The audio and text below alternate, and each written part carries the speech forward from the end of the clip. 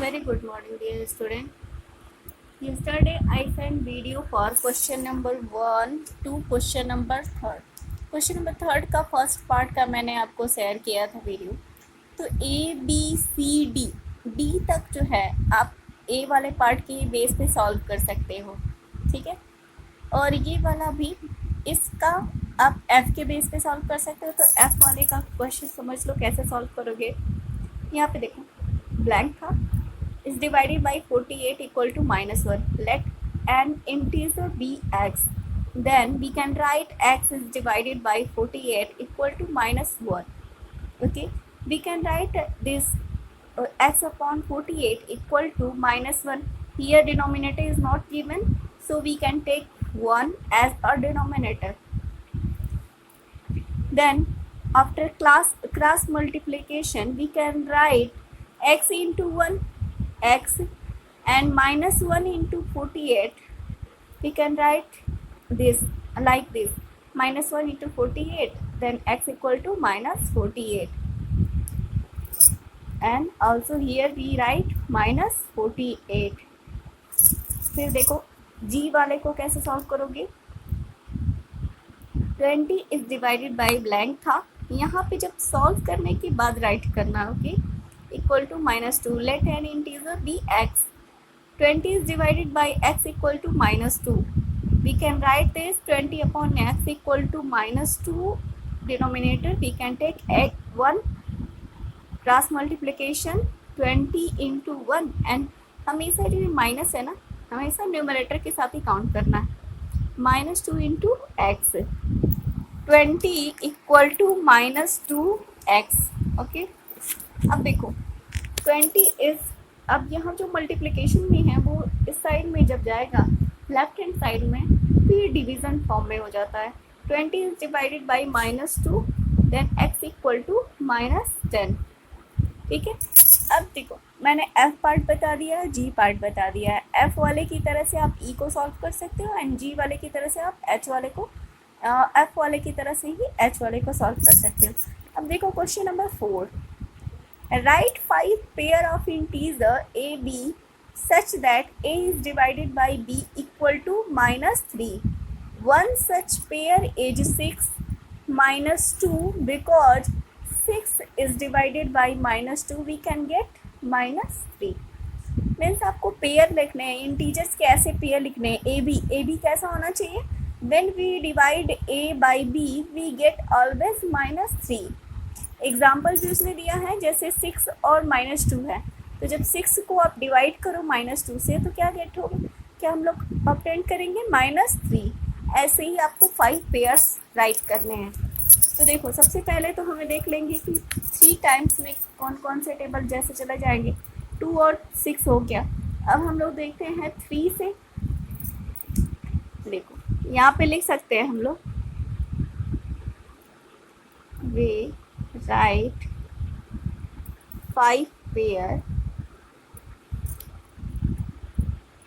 5 such pair लिखो, such pair.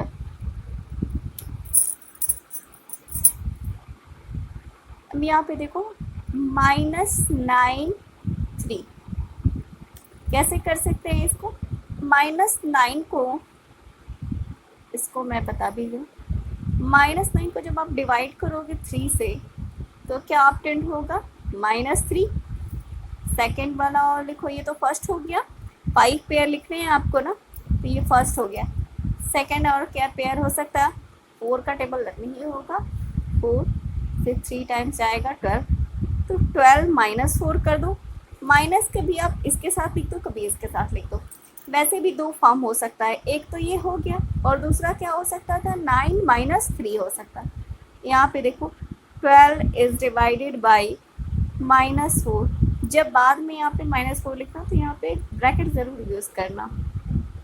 We can get -3. Minus numerator में हो या डिनोमिनेटर हो, कोसेंट के साथ माइनस ही आएगा. ओके, अब जो थर्ड वाला है ना, इसी से मैच करता हुआ ले लो, -12 और 4 ले लो. तो -12 is divided by 4, we can get -3. अब जो फोर्थ वाला है वो फर्स्ट वाले से मैच करता हुआ ले लो, 9 और -3। इससे हमें ज़्यादा चीज़ों को ज़्यादा इसे याद नहीं करना पड़ेगा कौन कौन सा पेयर लूँ। एक से मैच करता हुआ दूसरा, दूसरे से चौथा ले लो मैच करता हुआ। 9 is divided by -3, we can get -5th वाला। देखो कोई और बड़ा ले लेते हैं, 36 -12, ठीक है। 36 is divided by -12, we can get -3। देखो 5 पेयर्स हो गए, पेयर भी बना दिया है और उसके साथ में उसको सॉल्व करके दिखा भी दिया है कि -3 आएगा। ओके, अगर कहीं कंफ्यूजन होगी तो आप पूछ सकते हो। अब देखो क्वेश्चन नंबर 5 मैं एक्सप्लेन कर दे रही हूँ, आप लोग ट्राई करेंगे। The temperature at 12 noon was 10 degree Celsius above 0, means 0 से ऊपर है 10 डिग्री सेल्सियस तो पॉजिटिव होगा, 10 डिग्री सेल्सियस है। If it decrease at the rate 2 degree Celsius per our until midnight, at what time would the temperature be 8 degree Celsius below 0। यहाँ पे ध्यान देना, यहाँ 10 डिग्री सेल्सियस एबव 0 कह रहा है और यहाँ पे कह रहा है 8 डिग्री सेल्सियस बिलो 0, यानी कि नेगेटिव। यहाँ +10 डिग्री सेल्सियस है, यहाँ पे -8 डिग्री सेल्सियस, ठीक है। 12 नून को हमने टेम्परेचर मेज़र किया, कितना है 10 डिग्री सेल्सियस हो जाएगा। और कह रहा है 2 degree Celsius per our decrease हो रहा है, तो कितने टाइम के बाद जो है वो -8 डिग्री सेल्सियस होगा। तो ये तो आपको डिक्रीज करना होगा। 12 नून को इतना है तो 1 नून को टेम्परेचर एट 1 नून आप जब करोगे तो 10 डिग्री में से 2 डिग्री सेल्सियस सब्ट्रैक्ट कर दोगे। थोड़ा सा मैं आपको एक्सप्लेन कर देती हूँ। द टेम्परेचर, ये कंप्लीटली लिख दीजिएगा, मैं जल्दी में लिख रही हूँ। The temperature at 12 noon equal to 10 degree Celsius, ठीक है। Then it decreases 2 degree Celsius per hour, so we can write the temperature at 1 PM। Okay, 2 degree Celsius decreases हो रहा है तो यहाँ पे आप क्या करोगे,